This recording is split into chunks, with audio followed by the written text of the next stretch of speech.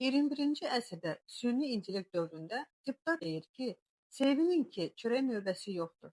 Hörmətli deputat, siz hansı dövrdə qalmısınız? Bütün dünya texnologiyadan danışır, inkişafdan danışır. Siz isə hələ də çörəyi bizə nalet kimi göstərirsiniz.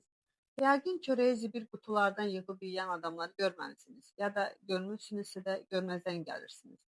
Adamın cibində pulu yoxdursa, çörəyi ala bilmirsə, deməli problem çörəkdə deyil, problem insanın qazancındadır, yaşayışındadır. Məncə siz bunları müzakirə etməlisiniz. Çörəyin olub olmaması yox. O çörəyin insanı necə ala bilməsini müzakirə etməlisiniz. Deputatın çıxışı da məhz bu mövzuda olmalıdır. Köhnə müqayisələrlə yox. Çörək növbəsi yoxdur, bəli, amma apteklərdə növbə var, bankomatların qabağında kredit növbələri var. İnsanlar süfrə planı qurmur, borc planı qurur. Evin içi dağılıb, siz qapının açarı ilə fəxr edirsiniz. Süni intellekt dövründə çörəyimiz var deyib övmək, xalqı ələ salmaqdır. Problem çörək növbəsində deyil, problem sizin bitmək bilməyən biganəlik növbəsindədir.